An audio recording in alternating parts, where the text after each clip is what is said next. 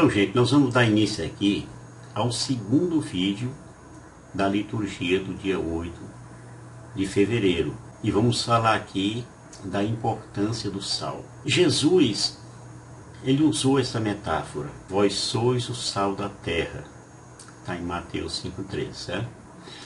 Justamente para representar a influência dos discípulos na preservação moral e na purificação e no sabor do mundo.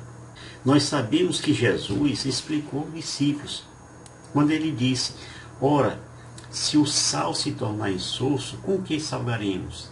Ele não servirá para mais nada, senão para ser jogado fora e ser pisado pelos homens. Então, o sal era bem valorizado naquele tempo na Palestina. Hoje a gente compra um sal aí por R$1 no quilo, né? Mas naquele tempo era muito valorizado na Palestina. E também era super necessário, porque naquele tempo não tinha os freezer, as geladeiras que tem hoje. Era no sal mesmo. Aquilo servia para preservar o alimento, para preservar carnes, né, de animais, para muitas coisas. Inclusive, eu vou mostrar para vocês mais na frente, para passar em criança nova, tá?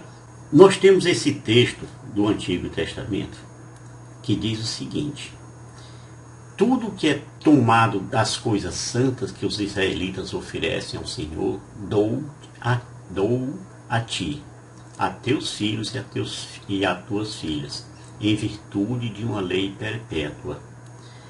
Esta é uma aliança de sal. Olhe bem, é uma aliança de sal, que vale perpetuamente diante do Senhor, para ti e para toda a tua posteridade contigo. Isso aí está em Números 18, versículo 19. Isso tudo significa o quê? Uma aliança perpétua. E o ter o sal em nós mesmos pode ser associado a viver em paz com os irmãos. Aliás, o sal é um purificador que foi dito pelo próprio Jesus. Se o teu olho for para ti a ocasião de queda, arranca-o.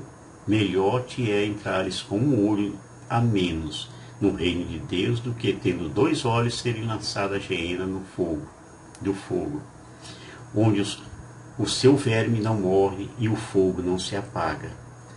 Porque todo homem será salgado pelo fogo. Olha aí, todo homem será salgado pelo fogo. Tá certo? Na Idade Média, se usava o sal para afastar os espíritos maus, né? Os demônios, tal, a bruxa, aquele negócio todo. Então, o que eles faziam? Eles jogavam sal nas portas, nas janelas, nas chaminés, para evitar que a bruxa descesse por ali. Para seu conhecimento, historicamente, uma das principais fontes de sal na região da Palestina era o Jebel Uzdum, Monte de Sodoma, como eles diziam também, né? Trata-se o quê?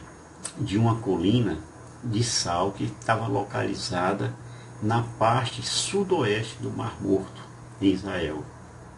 Esse termo, Uzdum, é uma derivação de Sodoma. A área é famosa porque na tradição bíblica aconteceu que a mulher de Jó, né, olhou para trás e viu uma estátua de sal. Lembra disso?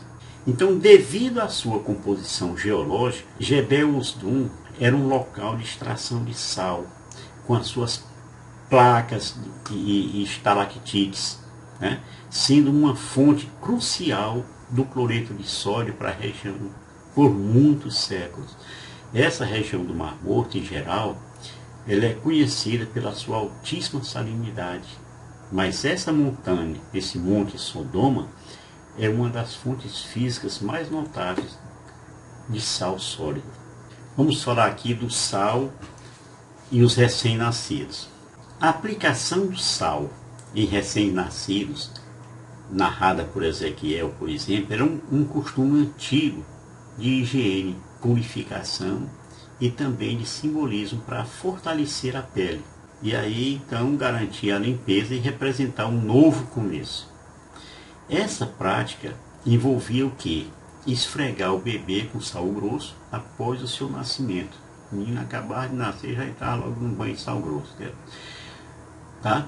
simbolizando assim a proteção e a aliança com Deus. Lembra que eu falei da aliança do sal lá no começo? Pois é.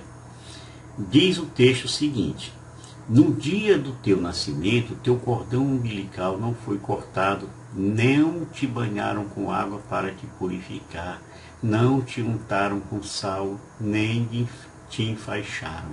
Ezequiel 16:4. Então nós precisamos entender que na antiguidade se acreditava que o sal ajudava a secar o cordão umbilical. E ali, dessa forma, ele prevenia qualquer tipo de infecção. Afastava os maus espíritos do menino, tal, aquele negócio todo. E evitava até o mau cheiro, né? Que acontecia sempre na pele dos recém-nascidos. Você sabia disso? Teologicamente, o sal ele simboliza purificação. Purificação, aliança, certo? Que você vai ver isso aí depois em Números 18 e 19, e perseverança também, sendo essencial nos sacrifícios.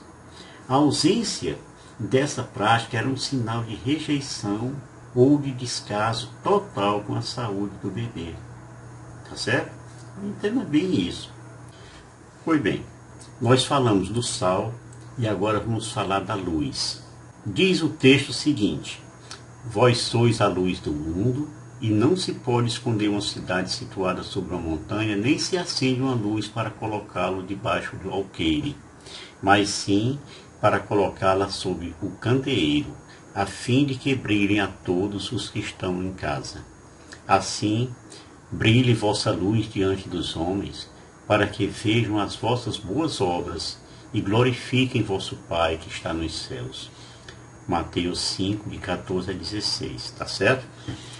Entre os rabinos, a luz se refere a Deus, a Israel, a Torá, tá? E também o rei Davi foi chamado de luz de Israel. Está lá no texto lá. Então os homens de Davi fizeram esse juramento: tu não virás mais conosco a combate, para que não apagues o facho de luz de Israel. Isso aí está em 2 Samuel 21, 17. Então nós sabemos que os descendentes de Davi também foram designados como luz. Tem lá no 1 Reis 11:36.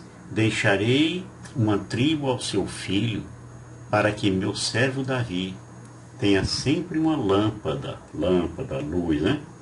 Diante de mim em Jerusalém, cidade que escolhi para estabelecer nela o meu nome. Também nós temos mais um texto: aí farei crescer o poder de Davi, aí prepararei uma lâmpada, né, para o que me é consagrado. Isso aí está no Salmo 131, versículo 17. Então, meus irmãos, a luz deve brilhar livremente, sem qualquer barreira, né? Vejam que o próprio Jesus, ele declarou: eu sou a luz do mundo. Aquele que me segue não andará em trevas, mas terá a luz da vida. João 8:12. Um pouco depois da caminhada de Jesus, enquanto ele curava lá um cego de nascença, Jesus disse: por isso, enquanto estou no mundo, sou a luz do mundo. João 9:5. Assim nós, que somos cristãos, somos luzes secundárias. A luz primária, principal é Jesus. Nós somos luzes secundárias, tá?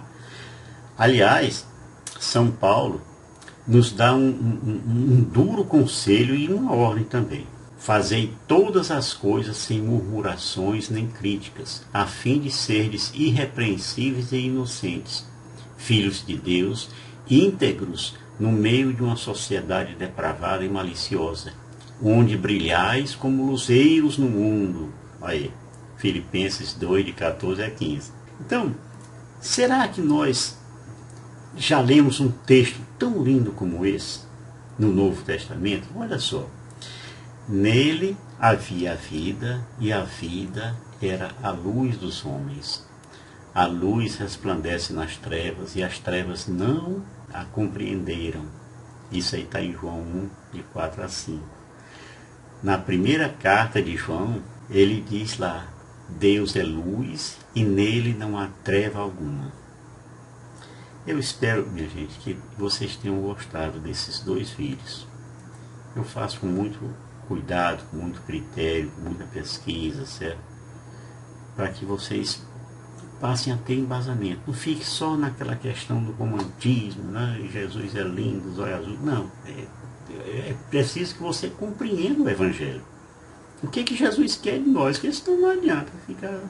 Isso é igual ler um livrozinho qualquer, tá? E é isso aí.